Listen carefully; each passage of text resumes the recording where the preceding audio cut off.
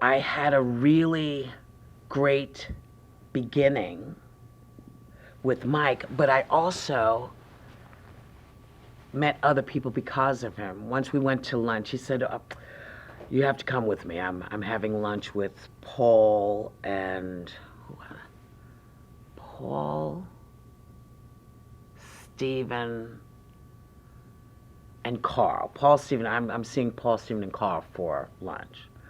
I said, "Okay," because I know people named Paul, Stephen, and Carl too. So I'm thinking this is just like people, you know. So I walk in, and it's Paul Simon, Steve Martin, and Carl Reiner. So I'm sitting at the table like this. And they kind of look at me and go, "You all right?" I said, And I don't know what to do. I don't know what to do. And then Paul started talking to me about what I was doing, the show and everything, and he was like, "I can't wait to see it."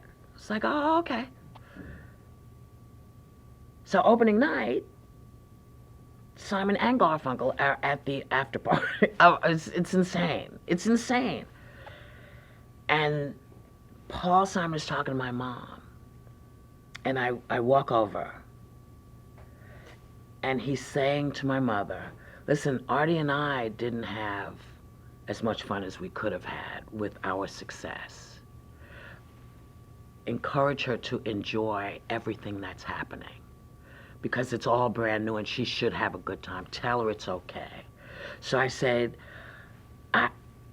I am having a good time. He said, no, there's going to come a time when they're going to come after you for going to things and having fun and being brand new and being curious about everything. He said, don't ever let anyone take this away from you, ever. He said, because this only happens once. This time only happens once. I remember the people who were doing the press. Nan Leonard was was the press woman with me. And we're walking down the street, and she says to me, she turned to me literally, and she said, "I'm going to say this to you because the show's about to open. But this is the last time you're going to be able to walk down the street like this. This is the end of that. Because once they find out about you, it's going to change everything." And it changed everything, but not the way I thought it was going to change it.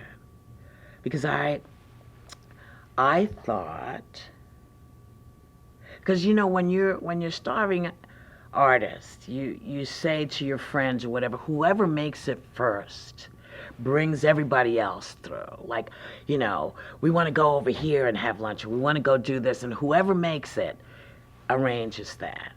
And my friends didn't wait for me to change. They changed. And so it became about, oh, you have different friends now. It's like, no, they're new friends, but so that was the first traumatic thing, was discovering that people weren't waiting